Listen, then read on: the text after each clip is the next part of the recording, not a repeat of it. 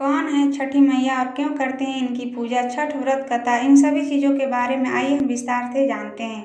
छठ पर्व छठी का अपभ्रम है। कार्तिक मास की अमावस्या को दीपावली मनाने के 6 दिन बाद कार्तिक शुक्ल को मनाए जाने के कारण इसे छठ कहा जाता है।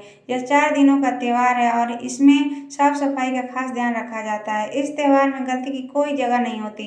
इस व्रत को करने के नियम इतने कठिन हैं, इस वजह से इसे महापर्व और महाव्रत के नाम से भी संबोधित किया जाता है। कौन है छठी मैया?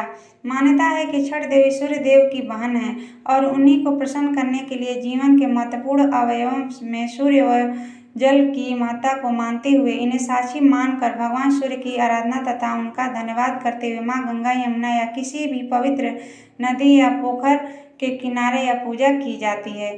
छठी माँ यानी छठ माता बच्चों की रक्षा करने वाली देवी हैं। इस व्रत को करने से संतान को लंबी आयु का वरदान मिलता है। मार्कंडेय पुराण में इस बात का उल्लेख मिलता है कि सृष्टि की अधिष्ठात्री प्रकृति देवी ने अपने आप को 6 भागों में विभाजित किया है।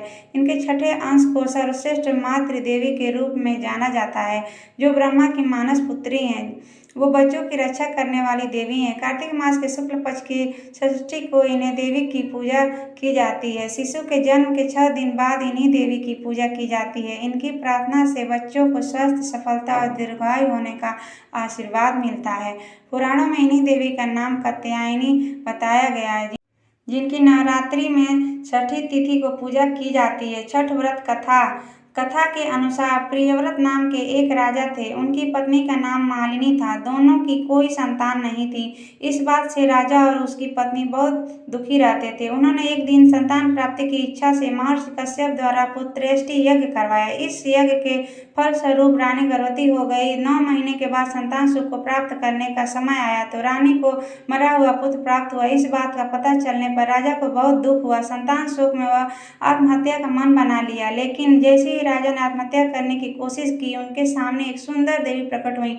देवी ने राजा को कहा कि मैं छठी देवी हूँ, मैं लोगों को पुत्र का सौभाग्य प्रदान करती हूँ। इसके अलावा जो सच्चे भाव से मेरी पूजा करता है, मैं उसके सभी प्रकार के मनोरथ को पूर्ण कर देती हूँ। यदि तुम मेरी पूजा करोगे तो मैं तुम्हें पुत्र रत्न प्रदान करूंगी। देवी की बातों से प्रभावित होकर राजा ने उनकी आज्ञा का पालन किया। राजा और उनकी पत्नी ने कार्तिक शुक्ल की छठी तिथि के दिन देवी षष्ठी को पूरे विधि विधान से पूजा की। इस पूजा के फलस्वरूप उन्हें एक सुंदर सा पुत्र की प्राप्ति हुई। तभी से छठ का पावन पर्व मनाया जाने लगा। छठ व्रत के संदर्भ में एक अन्य कथा के अनुसार जब पांडव अपना सारा राजपाट जुए में हार गए, तब द्रौपदी ने छठ व्रत रखा। इस व्रत के प्रभाव से उनकी मनोकामनाएं पूरी हुई तथा पांडवों को राजपाट वापस मिला।